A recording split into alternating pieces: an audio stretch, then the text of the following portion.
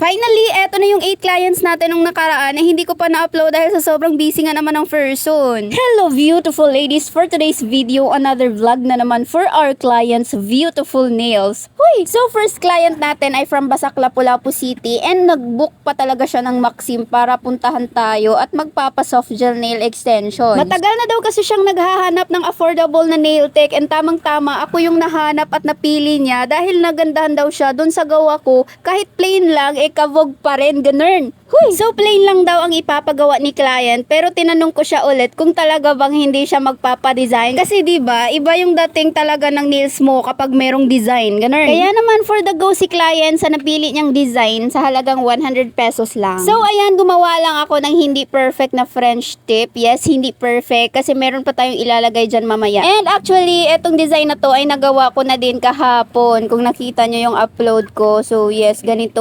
siya. Panoorin nyo na lang hanggang matapos. And ayan, dahil lunchtime na pinakain ko muna si client and tapos ko na rin malagyan ng French tip etong kabilang kamay niya. O diba, ang ganda ng client natin for today's video. Huy! At eto yung design na sinabi ko sa inyo na nagawa ko na. Ayan, gumuhit lang ako ng mga black lines dyan. Walang direction yan kahit saan ko gusto. Nasa tingin ko maganda, ayan, push. Ganyan ko lang siya ginawa.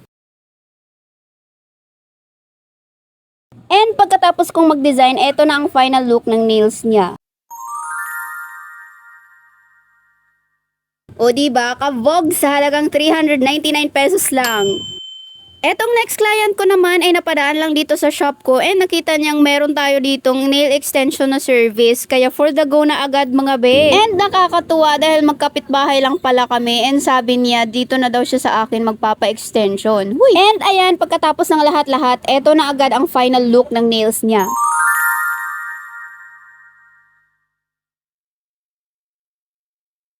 O diba, ang ganda ng napili niyang kulay, bloody red na pinatungan ng glitter. At talaga namang bumagay sa kamay niya, lalong pumuti. Huy! Etong pangatlong client ko naman ay isang candidate ng Diyosa ng Bangkal kasi nga papalapit na yung fiesta dito sa aming barangay and kasali siya sa event na yun. So after matapos, eto na ang final look ng nails niya.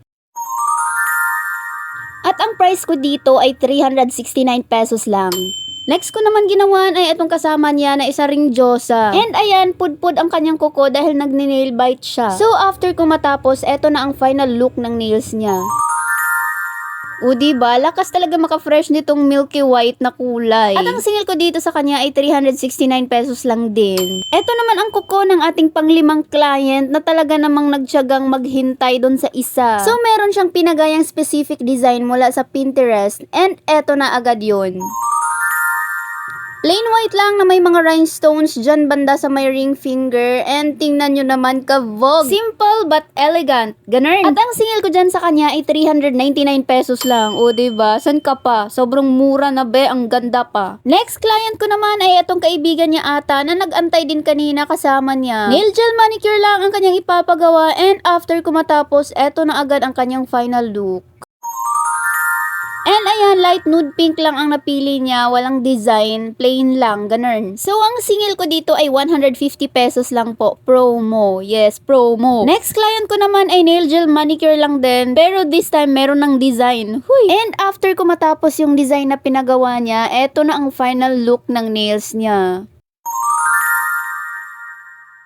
O diba, kabog din. At ang singil ko dito sa kanya ay 350 pesos lang. And eto na ang ating panghuling client, pang-8. Ayan po ang kanyang kuko. And ikakasal lang naman siya, kaya dapat for the bongga ang nails niya. Ganun.